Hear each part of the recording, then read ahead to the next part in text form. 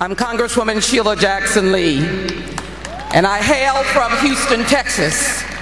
But I come to you on behalf of the many members of the United States House of Representatives. I come to you on behalf of the Congressional Black Caucus Chairwoman Barbara Lee, a Californian. And I come to you as every man and every woman, for I cannot write music or dance or sing, but I do know an American story. And to Mr. and Mrs. Jackson and this wonderful family of brothers and sisters and cousins, to Michael Joseph and to Catherine Paris and to Prince, all of these wonderful, beautiful symbols of America. And I can tell you, as a member of the United States Congress, we understand the Constitution, we understand laws, and we know that people are innocent until proven otherwise. That is what the Constitution stands for.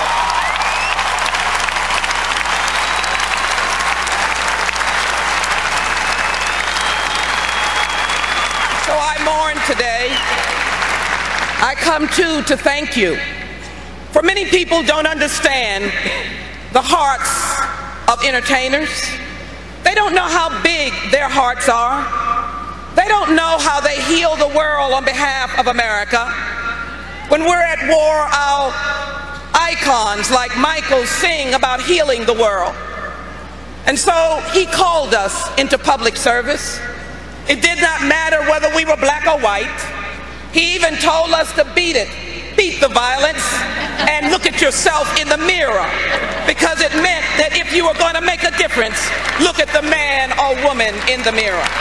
I come to you today to say thank you.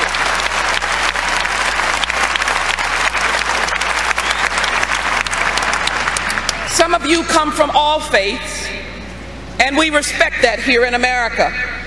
But there's a story whose theme is so symbolic of this young and beautiful man.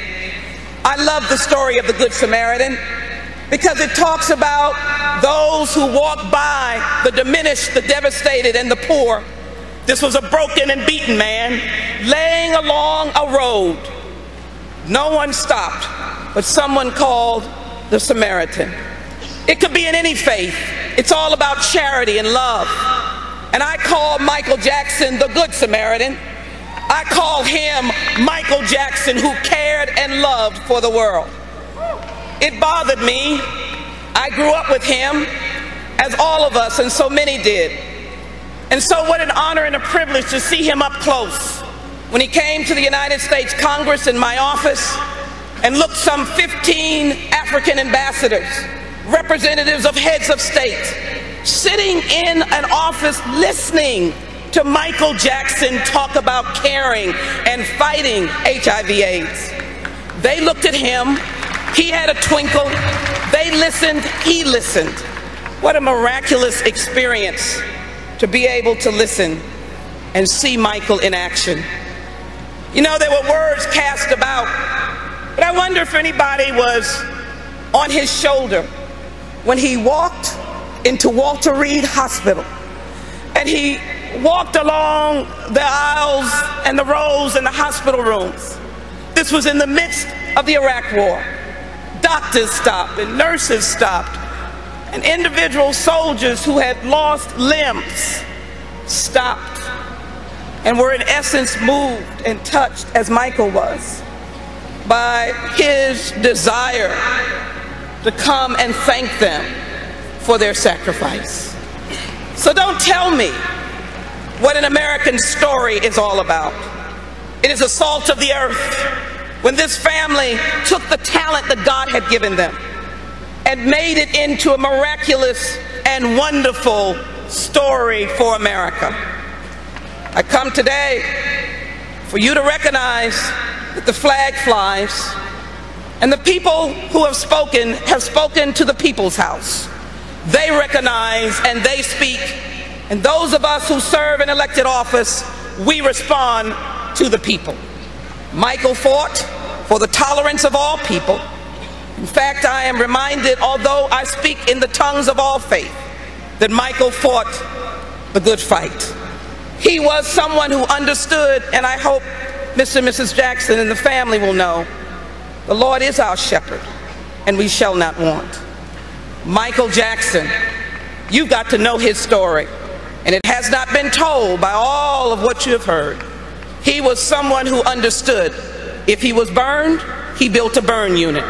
If a hospital needed beds, he built those beds. If they needed money for developing countries, Michael gave. If he was in Namibia, he went to orphanages. Michael never stopped giving, and he touched those whose lives could be reconstructed because the king, yes, the king stopped and said, I care about you. That is why on the House floor on June 25th, 2009, the Congressional Black Caucus and members of the House of Representatives stopped, and had a moment of silence for this wonderful legend and icon.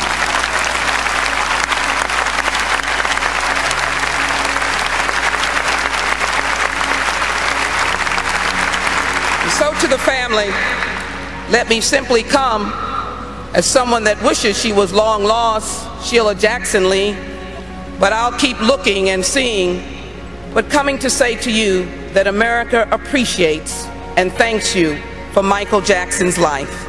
For that reason, we have introduced into the House of Representatives this Resolution 600 that will be debated on the floor of the House that claims Michael Jackson as an American legend and musical icon, a world humanitarian, someone who will be honored forever and forever and forever and forever and forever.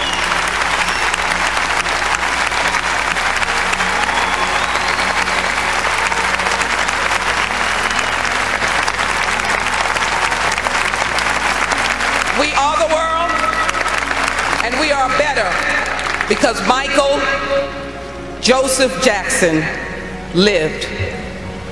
On behalf of myself and the people who have spoken, Michael Jackson, I salute you.